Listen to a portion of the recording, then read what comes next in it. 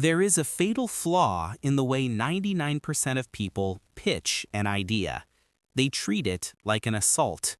They gather their data, their logic, their passion, and they try to breach the walls of the other person's mind with the brute force of their own brilliance.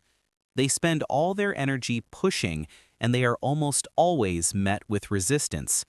The architect, the alchemist, knows this is a fool's game. They understand that a truly great pitch is not an act of force, it is an act of seduction. You do not break down the door, you present a key, and you make them believe that opening the lock was their idea all along.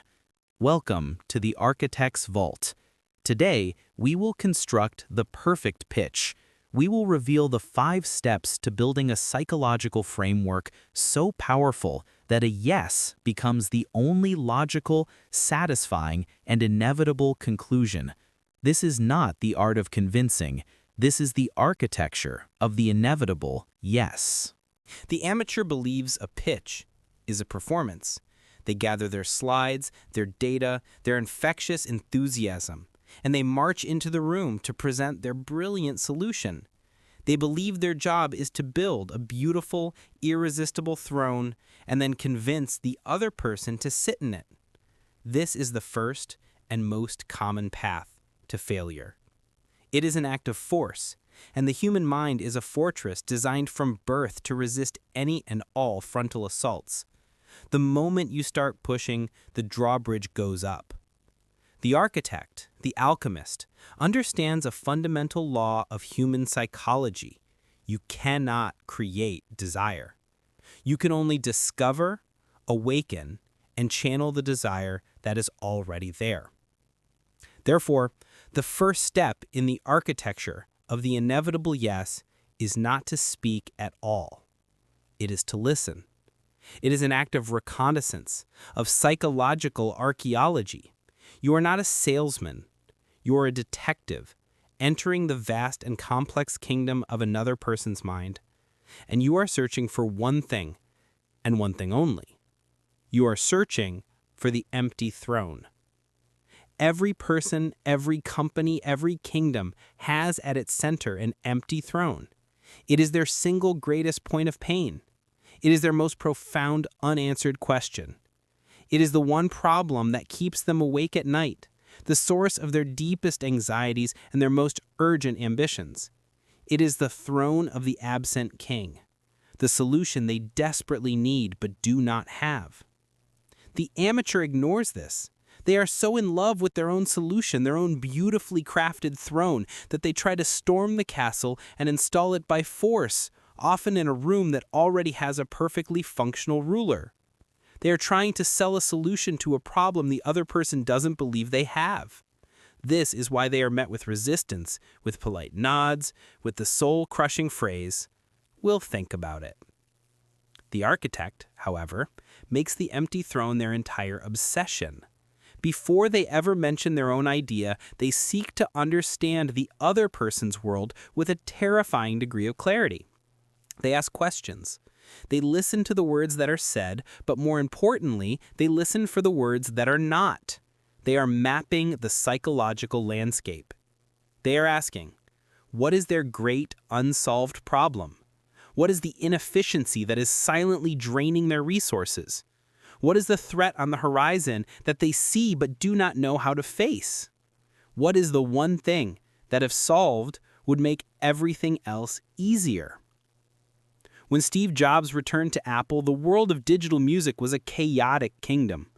The empty throne was the universal frustration of clunky CD players, of illegal downloading, of messy and complicated software.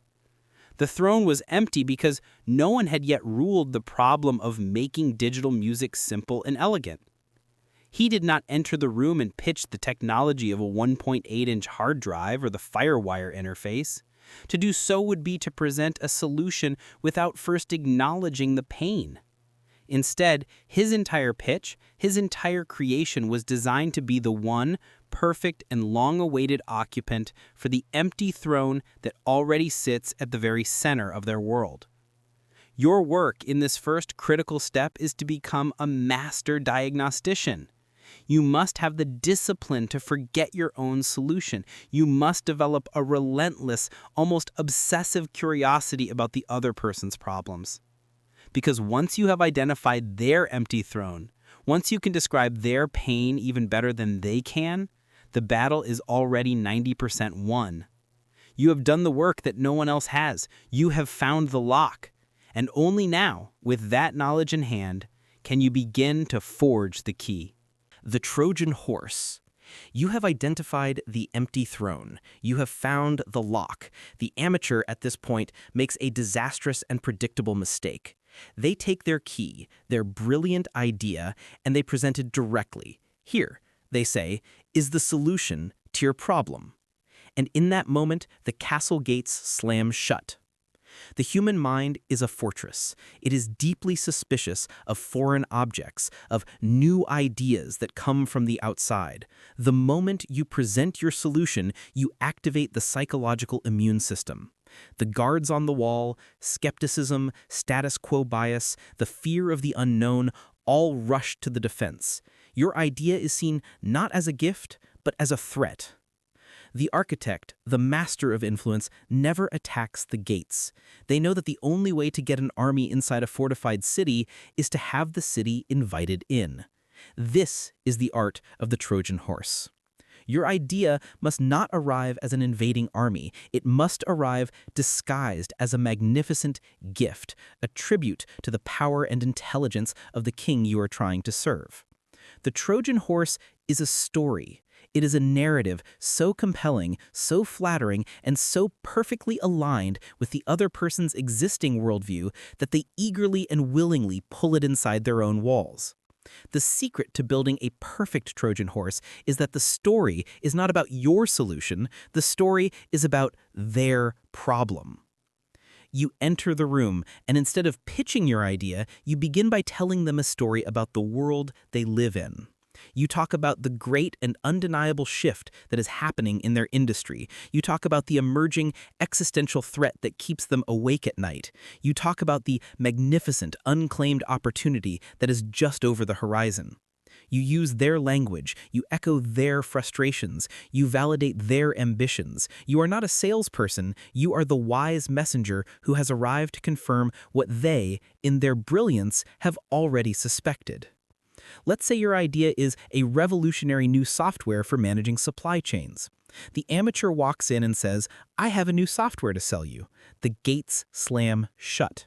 The architect walks in and says, "For the last 6 months, I have become obsessed with the single greatest inefficiency in modern logistics, the one that everyone sees, but no one has dared to name." Immediately, the king leans forward. You are not talking about your product. You are talking about his pain. You are telling a story about his world. Inside this story, hidden within its belly, is your solution. Your software is not software. It is the key to unlocking the supply chain. It is the weapon for fighting the coming disruption. It is the map to the unclaimed territory. By framing your idea not as a product, but as the heroic protagonist in a story about their own struggle, you bypass their entire defense system. They are no longer evaluating a foreign object. They are falling in love with a character in a story they already believe. They are not being sold to, they are being initiated into a secret. With their defenses down, their curiosity piqued, and their ego validated, they do the one thing you need them to do. They pull the horse inside the gates. And now, your idea is no longer on the outside looking in. It is at the very center of their world, waiting for the right moment to be revealed. The inevitable conclusion. You have completed the essential preparatory work. You have identified the empty throne, the deep, central pain of your audience. You have found the perfect solution from another world and smuggled it into their mind through the Trojan horse of their own desire. Now comes the moment of truth. You must make them accept your solution, but you must do so without ever telling them what to do. You must engineer the inevitable conclusion. This is the art of sequencing agreement. The amateur leaps directly from the problem to the solution. You have pain, buy my thing. This creates immediate friction. The audience's mind goes into defense mode, searching for every reason to say no. The architect, the master of persuasion, does not allow the audience the luxury of a no. They do not present a single massive argument, they present a series of small, undeniable truths that act like a perfect chain of dominoes. The first domino, the universal truth. You begin with a statement that is so broad, so self-evident, and so universally accepted that they cannot possibly disagree. It must be a foundational belief. Example: all successful organizations must eliminate friction in their core operation. The other person nods. Their mind is now in agreement mode. The second domino, the specific pain. You immediately follow this with a statement that connects that universal truth to their personal empty throne. You describe their pain better than they can. Example: your employees spend 40% of their time manually transferring data, which is the definition of operational friction. They nod again, perhaps with a slight furrow in their brow. You have taken a piece of their reality and placed it into the agreed-upon framework. The third domino, the critical implication. You connect the pain to the stakes. You show them the future cost of an action. Example: therefore, by the end of this year, this 40% friction will directly translate into a 30% loss of competitive agility. They nod, perhaps now with a touch of fear or urgency. You have successfully engineered their desire for change. You continue the sequencing, guiding them step by step through a flawless, logical progression where each new piece of information is an undeniable consequence of the last. You ask rhetorical questions, questions designed to be answered only with a silent internal yes. Would you agree that a solution which can automate this data transfer without hiring new staff would solve this friction? Yes. Would you agree that solving this friction will immediately regain your lost competitive agility? Yes. Would you agree that regaining agility is essential for surviving the next market cycle? Yes. By the time you present your actual solution, their mind has already fallen in love with the conclusion. They have been conditioned to say yes. Their mind is already racing ahead, imagining the benefit. You are not delivering a conclusion, you are simply formalizing a decision they have already made for themselves. Your solution doesn't feel like an external product being forced upon them. It feels like the necessary, logical, and inevitable fulfillment of a truth they themselves have just agreed to. This is the mastery of the inevitable conclusion. You didn't convince them, you just organized their reality so perfectly that they convinced themselves.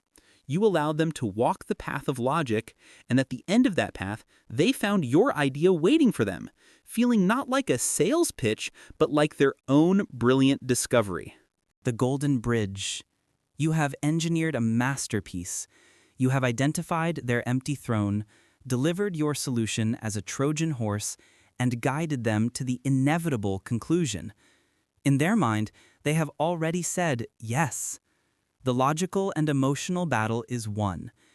And yet, this is the moment where so many deals mysteriously fall apart. The amateur, having secured a mental yes, makes a final, fatal error. They assume the journey is over. They stand on their side of the chasm, pleased with their victory, and they toss the contract across, expecting the other person to leap over and sign it. But they have forgotten one of the most powerful forces in human psychology, the fear of change. Even a desired change is a journey into the unknown. It requires effort, risk, and a departure from the comfortable, familiar present. Between the decision to act and the action itself, there is a deep and terrifying chasm.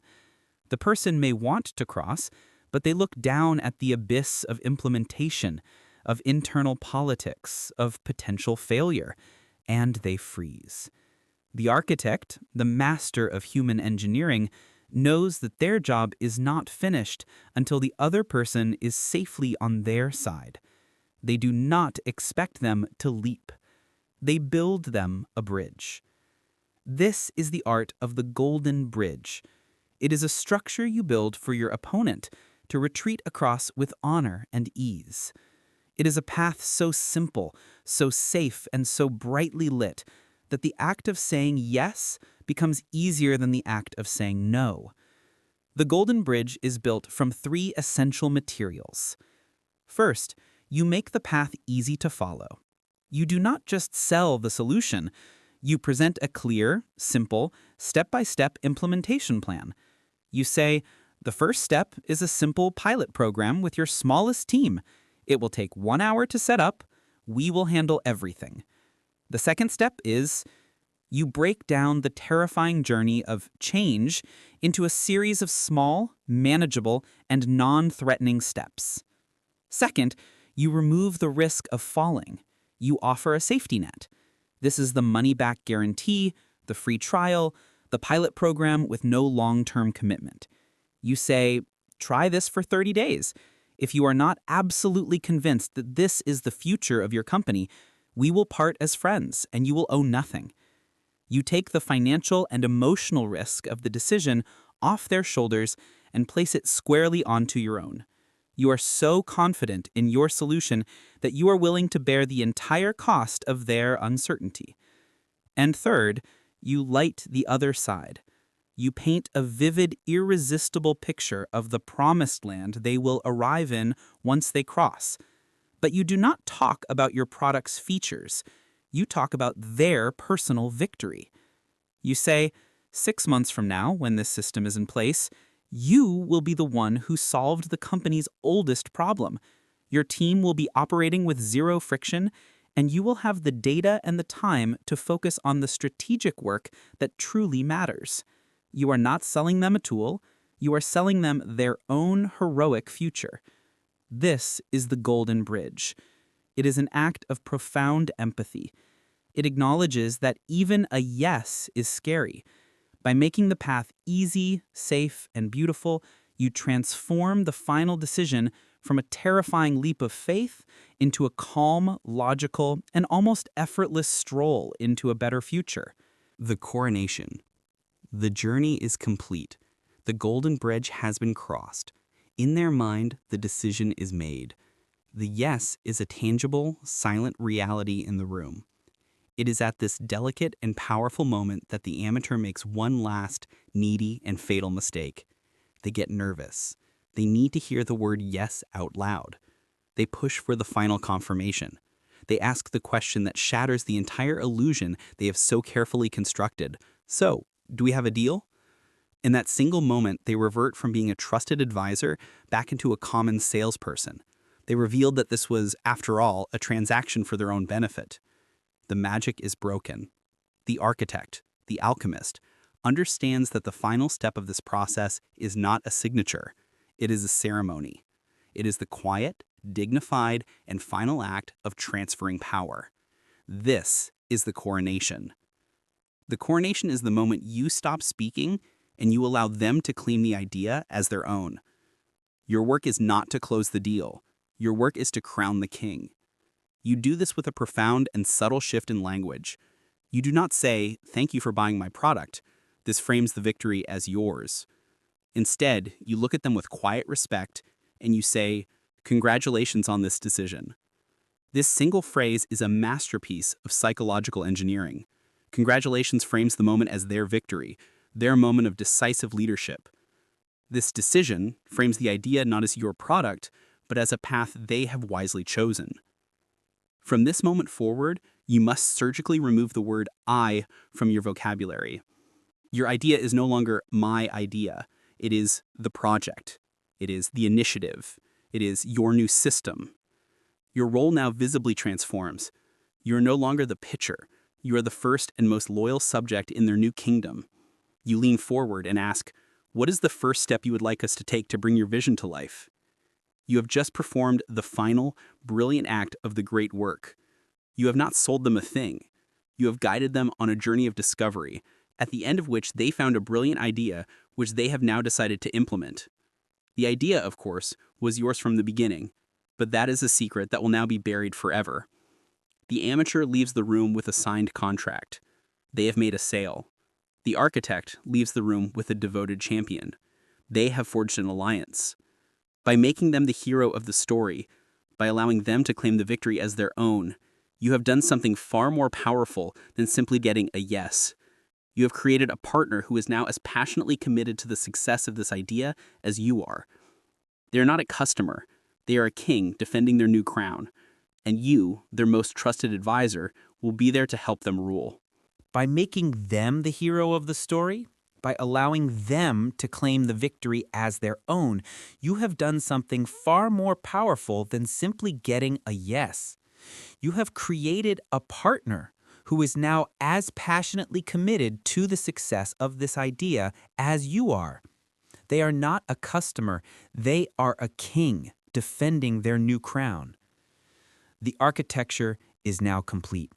This 5-step process is a repeatable system for transforming resistance into desire. It is the difference between a forgotten idea and a funded empire. This is not manipulation. It is elegant, ethical, and devastatingly effective persuasion. It is the art of leading someone to a conclusion they are happy to own. Thank you for joining us inside Capital Sanctum. To continue mastering the frameworks of influence and the psychology of power, subscribe to Capital Sanctum and become an architect of your own reality.